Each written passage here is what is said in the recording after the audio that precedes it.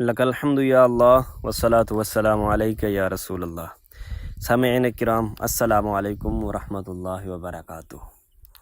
یا رب، نہ وہ سمجھے ہیں نہ سمجھیں کہ میری بات، دے اور دل ان کو جو نہ دے مجھ کو زباں اور۔ دوستو، یقیناً آپ نے بھی کمینے اور بے حیا شخص دیکھے ہوں گے، لیکن جمل جلالی اور اس کی ذریت کا ڈھیٹ پن، بے شرمی، بے حیائی، دسیسہ کاری اور افتراء پردازی آپ کو حیران کر دے گی، کیونکہ ابھی تک ان کے 5 سے 6 کلپ آ چکے ہیں، لیکن میرے ان 10 سوالوں میں سے کسی ایک سوال کا جواب نہ دے کر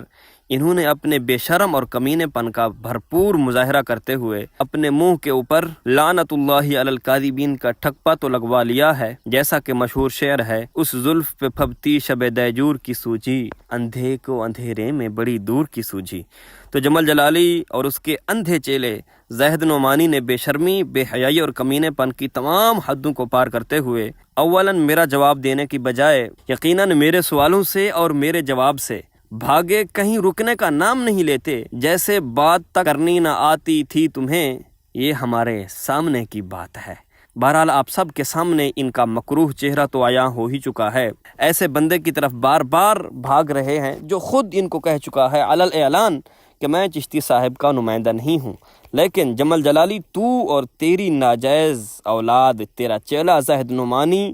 ایک عجیب حرامی پن کا شکار ہیں۔ پہلے ان پر 10 سوال قرض تھے، اب ان پر کتنے قرض بنتے ہیں ذرا گنتے جائیے گا۔ قرض نمبر 11، امام عالی مقام کی طرف فتنہ کی نسبت اس بے غیرت خبیث زاہد نعمانی نے عرف عام والے معنی کے ساتھ کر کے یہ کہا تھا کہ یہ سیدی امام الغیرت حافظہ اللہ کی طرف سے ہے، حالانکہ میں نے بار بار آپ کو سیدی امام الغیرت کا وہ کلپ جو انہوں نے اپنے چینل پر لگایا تھا اس کی سکرین ریکارڈنگ سنائی تھی، جس میں واضح طور پر سید امام الغیرت نے فرمایا ایسی لڑائیوں کو فتنہ کہتے ہیں، لیکن اس بدبخت نے اس کو فتنہ بنا دیا۔ خرد کا نام جنوں پڑ گیا، جنوں کا خرد، جو چاہے آپ کا حسن کرشمہ ساز کرے، بہرحال جمل جلالی شرم تم کو مگر آتی نہیں۔ قرض نمبر 12، تم نے کہا تھا ہم اہل سنت کا موقف پورا پیش کریں گے، اس پر میں نے کہا تھا ان 4 بزرگوں کو اہل سنت سے خارج سمجھتے ہو کیا جن کا موقف تم پیش کر چکے ہو؟ وہ اہل سنت سے خارج ہیں کیا؟ اس کا جواب تم ایسے کھا گئے ہو جیسے سنیوں کی کھیرنی ہوتی ہے۔ بہرحال جمل جلالی شرم تم کو مگر آتی نہیں۔ قرض نمبر 13، میں نے امام غزالی کا یزید کے بارے میں موقف امام اہل سنت کے حوالے سے بیان کیا تھا، جس کو امام اہل سنت اپنے فتاوی رضویہ شریف میں بیان فرماتے ہیں کہ نہ تو یزید نے امام پاک کو شہید کیا اور نہ ہی امام پاک کو شہید کرنے کا اس نے حکم دیا۔ اس کو تم ایسے کھا گئے ہو جیسے تم کمینوں نے جواب نہ دینے کی قسم کھائی ہو، لیکن جمل جلالی شرم تم کو مگر آتی نہیں۔ قرض نمبر 14، تو نے متقدمین بزرگان دین پر بکواس کرتے ہوئے کہا تھا کہ ان کی تحقیق کا کٹا چھٹا نکالیں گے۔ مسلمان بھائیوں، یہ جو داتا صاحب علیہ الرحمہ کا نام لے کر ورغلانے کی کوشش کر رہا تھا، حالانکہ داتا صاحب بھی متقدمین بزرگان دین میں سے آتے ہیں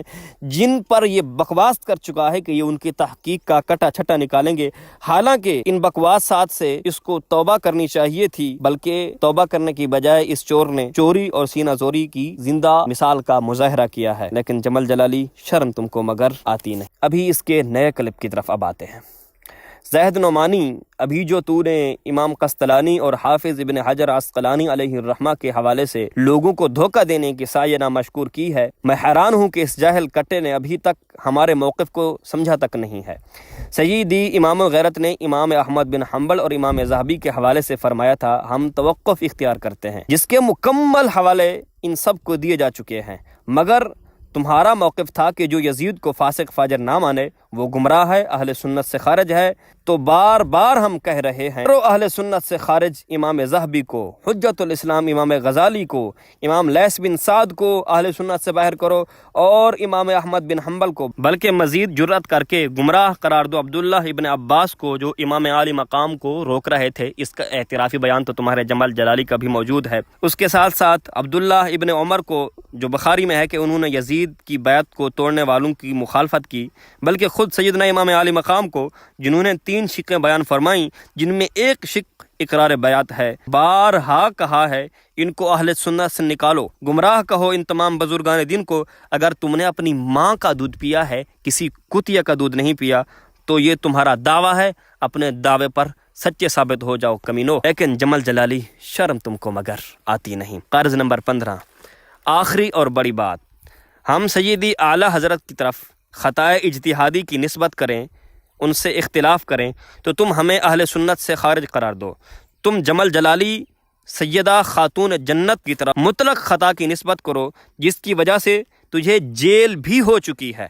لیکن پھر بھی تم محب اہل بیت کیسے ہو؟ جلالی کو ماننے والو، اپنے دل پر ہاتھ رکھ کر مجھے جواب دینا، اگر تمہارے نزدیک امام اہل سنت کی طرف خطائے اجتہادی کی نسبت کرنے والا گمراہ بد مذہب ہے، تو نبی کریم صلی اللہ علیہ وسلم کے جگر کے ٹکڑے کی طرف خطا کی نسبت کرنے والا کنز العلماء کیسے ہے؟ یہ اپنے دل پر ہاتھ رکھ کر مجھے جواب دینا تم نے۔ جی یہ بار بار بدتمیز اور بغیرت انسان زاہد نعمانی بار بار لوگوں کو دھوکہ دینے کی کوشش کر رہا ہے، جی اعلیٰ حضرت کے باغی ہو گئے ہو، فلاں کے باغی ہو گئے ہو۔ اگر ان کی طرف ہم خطائے اجتہادی کی نسبت کریں، ان کے ساتھ اختلاف کی نسبت کریں، تو تم سیخ پا ہو جاتے ہو، بکواس بازی پر آ جاتے ہو، اور تمہارا جمل جلالی جس کو جیل بھی ہو چکی ہے، سیدہ خاتون جنت جگر گوشہ رسول صلی اللہ علیہ وسلم کی طرف مطلق خطا کی نسبت کرنے کے بعد بھی یہ محب اہل بیت بھی ہے، کنز العلماء بھی ہے، یہ تمہاری منطق ہمیں سمجھ نہیں آتی۔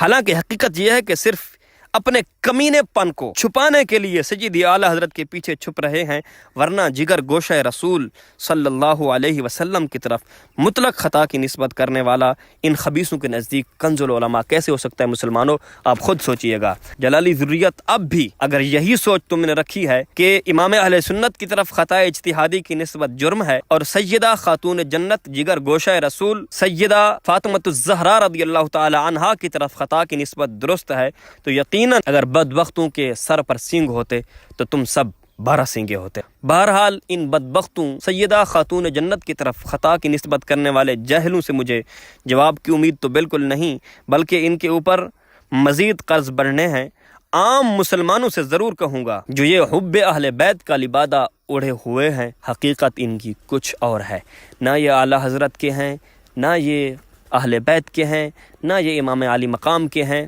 یہ کسی کے بھی نہیں ہیں۔ تو مسلمانوں ان کمینے سیدہ خاتون جنت کی طرف خطا کی نسبت کرنے والے جاہلوں سے بچ کے رہو۔ سونا جنگل رات اندھیری، چھائی بدلی کالی ہے، سونے والے جاگتے رہیو، چوروں کی رکھوالی ہے۔ والسلام، محمد عرفان۔